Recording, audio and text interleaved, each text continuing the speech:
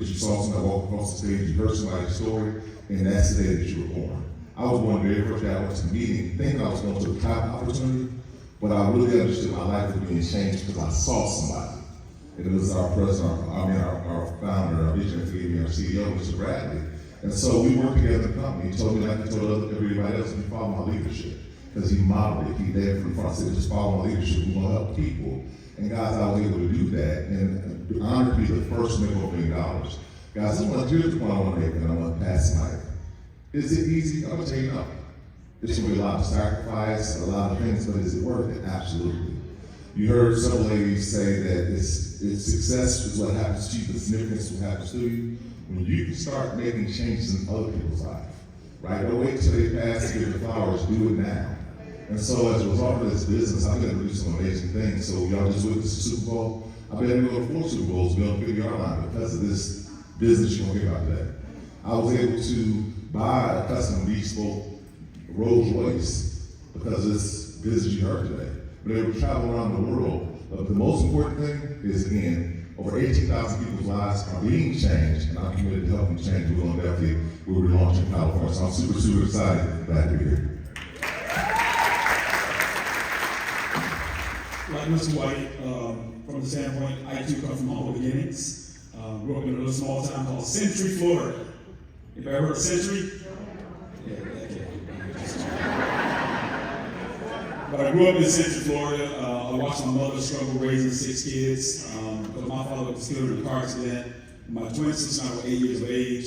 Mother never remarried. We kept us rooted around in the church, so I had a church upbringing, things of that nature, great values instilled. But I always had the desire to help my mom because I did watch her struggle to raise 6 kids in the 70s. And so my way out of Century, Florida was the military. I joined the military at the age of 17. In fact, my mother signed for me because you had to be 18. So she signed me away. Okay. Thanks, Mom. But 22 years of serving the United States Armed Forces, the greatest armed forces in the world. I had the privilege of training American sons and daughters as a United States Army drill sergeant. I've been in a major conflict the country's been involved in over the last 10 years. And the fact is, it was noble to serve as a soldier. But the military never trained me on how to become wealthy. Trained me on a lot of things. In fact, when I retired, they taught me how to write a resume and apply for a job. And just like every retiree I personally know, I wouldn't have got another job. Because retirement is not about age, it's about income. In fact, I had 2 jobs after the military. Anybody ever had 2 jobs besides me? Okay, so this is support group 2. We didn't say anything, right? But because of this business, I started part-time in the industry, but I gave it full-time effort. Because I had been in the military my entire young adult life. I gave those 2 jobs everything I had. And when I met Mr. Bradley, like Mr. White said, when he met Mr. Bradley, his life changed. Same thing with me. I was in Iraq and I got back, Mr. Bradley had summoned me. And he said, whoever this gentleman is that is right now in harm's way, I want to meet him as soon as he set foot back on U.S. soil. And the first thing Mr. Bradley told me, he said, Orlando Moore, if you allow me to help you, I can help you become very wealthy. And like Mr. White, he told me the same thing. If you follow my leadership, I'm going to show you how to do that. And I've been following his leadership every single day, ever since that day. Because no one had ever told me they wanted to help me become wealthy. But because of Mr. Bradley's vision, I bought into the vision. I know his integrity. I know his heart. Because I'm a beneficiary of all the things that he has talked about, all things he has taught. And his charge to me was to find some other people and do the same thing for them I've done for you. And like Mr. White said, and some of the other directors stated, it's all about helping as many people as you possibly can. Because the fact is, when you help people get what they want, you actually get everything you want. It starts with you, but it can't be just about you. And I will submit to you in closing, ladies and gentlemen, please understand, it's one thing to desire more. And everybody should desire more. But more important than desiring more, you gotta know you deserve it. Napoleon Hill said in Think and Grow Rich, desire is the starting point of all achievement. It's not the ending point. For me, the end is knowing you deserve the very things you say you desire. Because when you know you deserve it, nothing will stop you. Nobody will stop you. And some of us got to get rid of the self-sabotage, the stinking thinking, what we see and believe for other people, but do you believe it's possible for you? Well, we serve as evidence of what's possible, and like Mr. Wright said, I'm going to reiterate, if you follow this leadership team, ladies and gentlemen, your life can change for the rest of your life. And be willing to serve in the capacity to help other people, because that's what Panda Marketing is really all about, helping other people achieve their goals. Where's the energy, Callie? I know you got more of that. So I was very fortunate to be raised by both of my parents, and so it was very heartfelt when I found out that my dad had cancer and that he only had 6 months or less to live. But he kept a journal through the process, and he told my mom, he said, don't open this journal until I pass away. I have a page for each of you, the big family, and all of the siblings, and you. So after he passed away, I remember reading mine, and one of the things that it said was, books, remember the bees, books before boys are babies. So at the age of 15, I remember sitting on my grandmother's floor, and I felt movement in my stomach. I was 4.5 months pregnant. And so I said, you know what, it's time to tell somebody, I guess. So I told my mom, and she was like, okay, we're gonna get through this. And I said, okay, I'm gonna press on. So I learned early on to keep pressing on no matter what. There was a lot of people who counted me out and said I was going to be a statistic, but I did not. I came back and I was on the dean's list. Okay? Thank you. So fast forward, guys, been through adversity as well. In my 20s, I had 3 bankruptcies, I had foreclosure, car repossession, divorce. When I started this business, I was bringing home $2,200 a month. I happened to be, how many of you are in corporate America? I had a cubicle. Right? And I was sitting up at my desk and I was like, this cannot be it. How in the world am I salaried and broke? And so I happened to be, y'all know how when you're mentally checked out on a job. I was scrolling on Facebook and I happened to see Mr. Moore. This looks like the 3rd or 4th time I've seen him. And so I reached out to him and I was like, what is it, that you do? And we got on the telephone, called together, and he told me exactly what it was. And I was like, it almost sounds too good to be true, but I'm too broke to be acceptable. So he got down to the price point, which I don't know is when the company started, there was a promotion. It was only $99. Don't ask if it's coming back, because it's not. And so when he told me the price point, y'all, I didn't want to let him know that I didn't have that money, because it looked like I had it on Facebook. So I said, well, a lot of people tell us sometimes, I'm going to do some more research. Yeah, but I really did not need to do any research. I already had my mind made up, and I knew that I got paid Friday. But I'm Southern and I'm a woman of my word, so I actually reached out to a lady named Shaquana Catino, who was straight out of law school. And I said, take a look at this for me. She called me, she said, girl, I want to join too. She said, can you front me $99? She said, I started working. And I was like, the Lord is testing me. But I actually went ahead and I started that Friday. And I also gave her the money she started. And she now makes 6 figures as well in this business.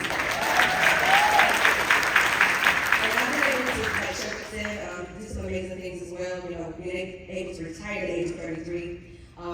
Also, get my dream cars, which our mentor says when it's tangible, it's no longer a dream, so the next thing. My dream homes, my mothers and things. But the greatest joy that I get is helping others. To see that there are mothers out there who was able to leave situations. I had a young lady who just walked up to me in the back and she said, you saved my life, I was about to commit suicide. She said, but you saved me. That's why I do what I do. Because on the other side, right, of all of this, you have to be obedient. Because other people's blessings are tied to your obedience. So, for all of you introverts out there who say, I need to get out of my own way, yes you do, because it's bigger than you. And on the other side of that, because I decided as an introvert to put myself aside and to step out of faith, over 22,000 lives have been changed. So thank y'all so much. California, let's go and put y'all on the map. Well, as they all were speaking, I was just thinking that at some point in life, all 4 of us were poor. Everybody know what that is? Anybody ever had a little dose of that?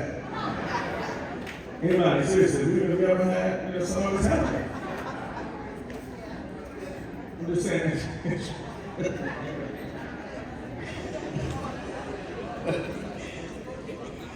So I love the stories because, you know, when you look at our leaders, and not that that's everybody's story, because you're going to hear different stories, which I love.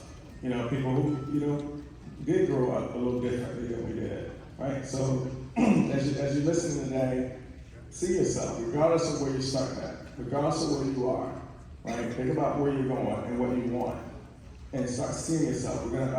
I'm blessed to have some humble servant leaders that when I call to get assistance to help paint this picture and give the information that you need to go to wherever you desire, whatever you're willing to work for, you know, you're gonna get a chance to see it today. And as Mr. Moore said, and as Mr. White said, and as I witnessed Ms. Ellie Graham as she was pregnant, coming to the meetings every Tuesday night, you know, walk across that floor because she saw something. And I want everybody to really freeze this moment and see something today. And whatever goals you had before you came here today, I want everybody to double it. Everybody, another big hand for our servant leaders. Many of our entrepreneurs, 1, 2, or 3 in marketing worldwide.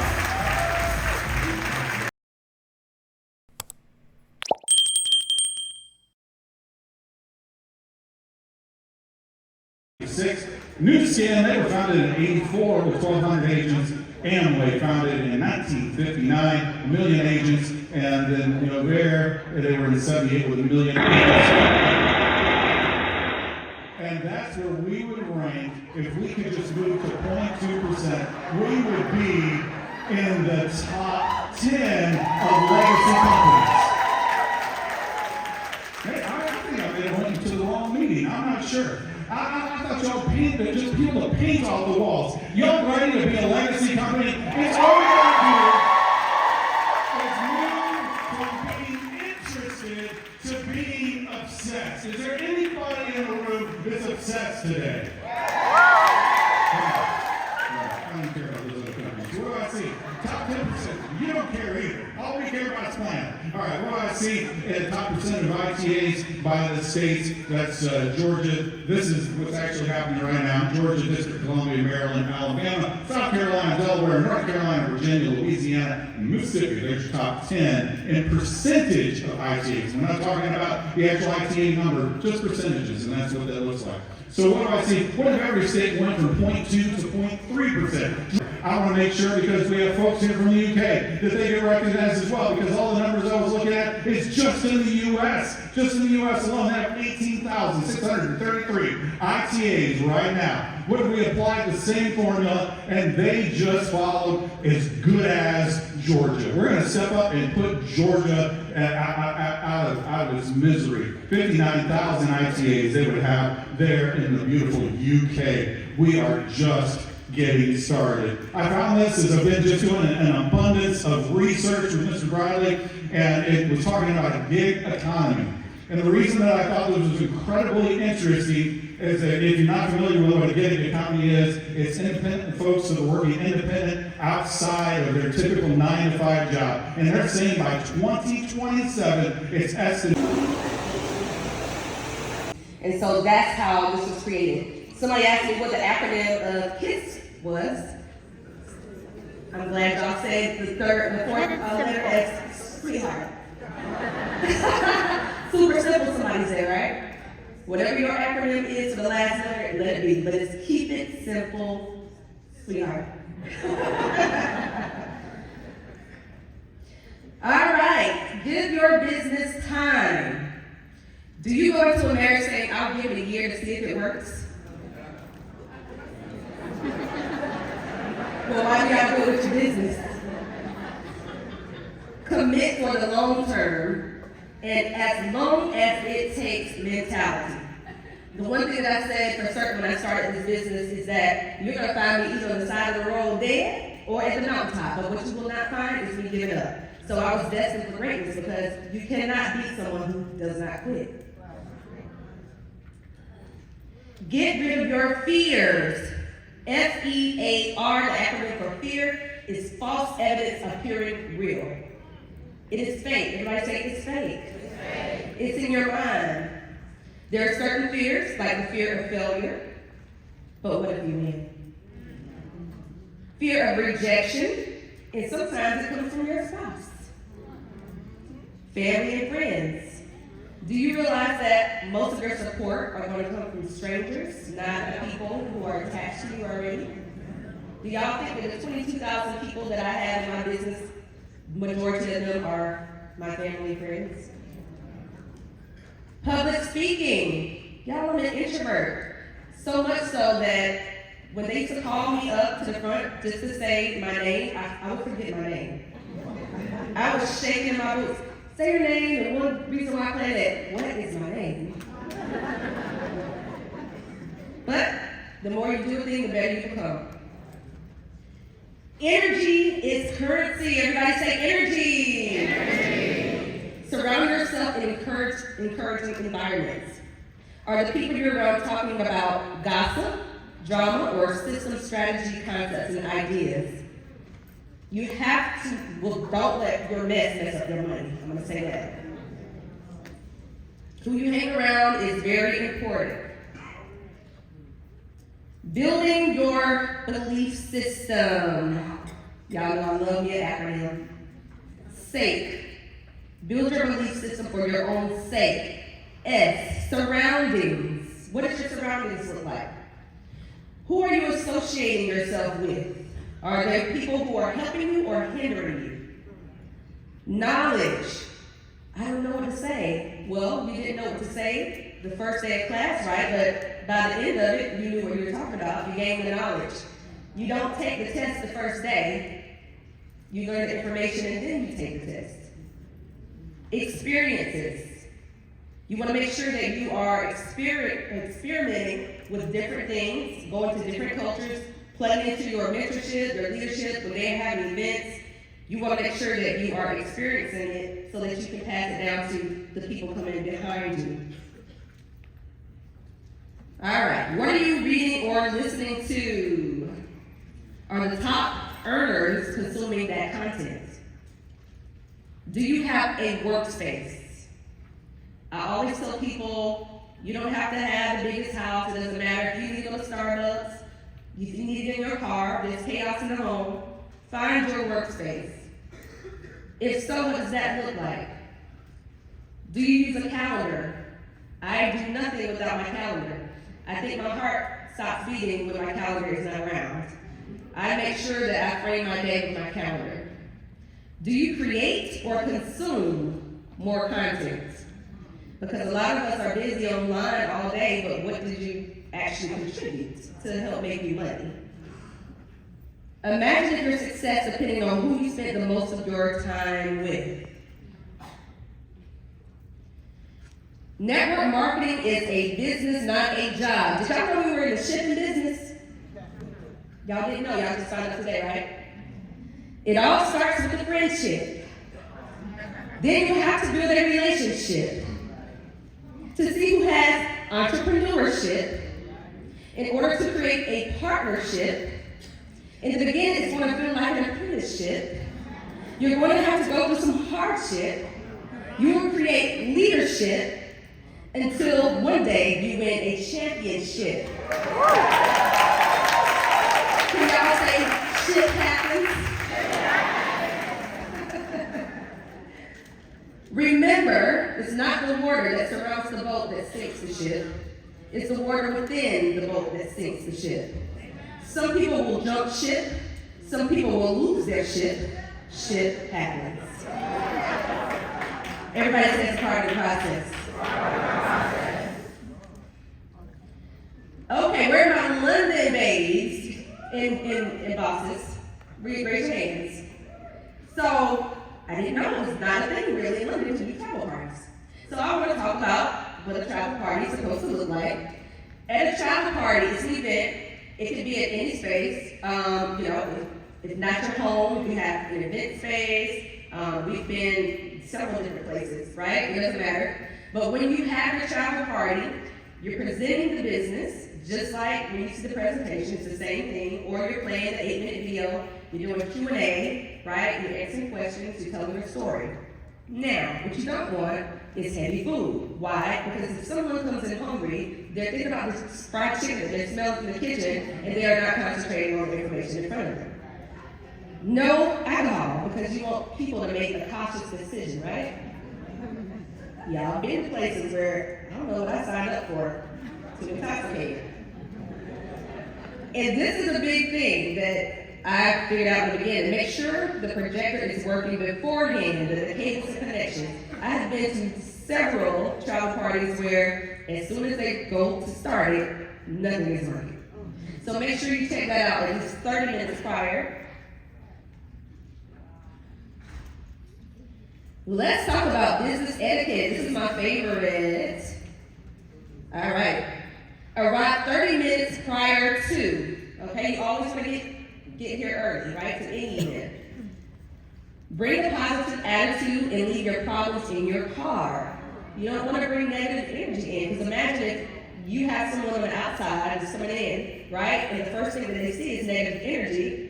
They're not going to be paying attention. They already got a bad taste, and it could be just from one person, even though everybody's not like that. Now they see the company as a bad thing, okay?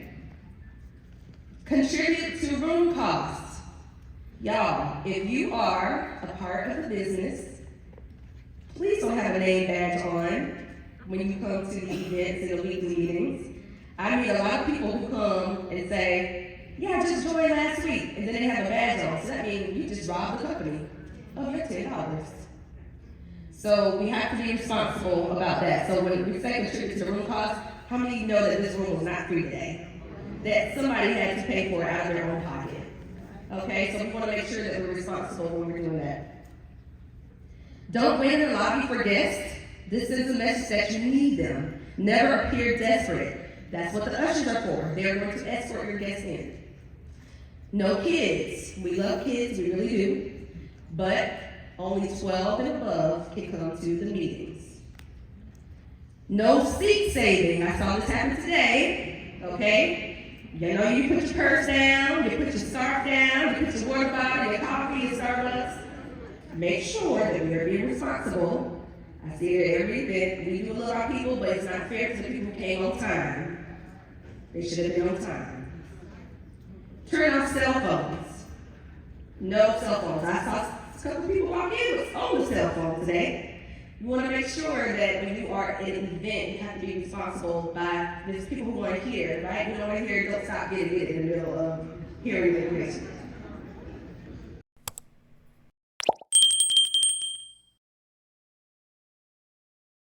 I'll tell you publicly, I'm everybody will tell, thank you for your vision and saying, yeah, I'm going to shoot the world, but I have a great purpose, some other people.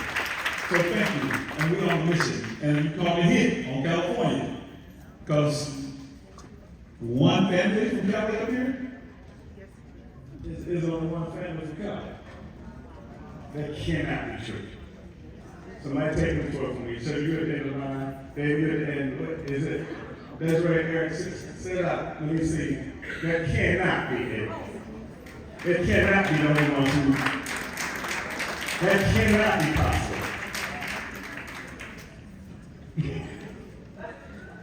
Right? I told you Wayne Mansell, right? Because you're studying this, Wayne. And we every day we study, like, how can we help the people? Right? And the comment says, I want more people to want more. I want more people to be dissatisfied. Right? And in California, we have to change this. And I can't wait to invite all of them back for the rent party that we're going to have in California.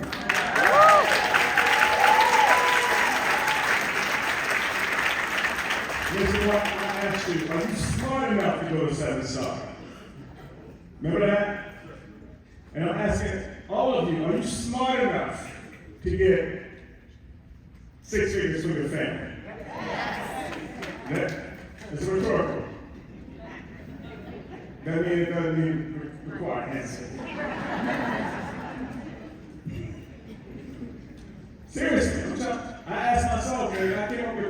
ask myself, are you smart enough to maximize this compensation plan?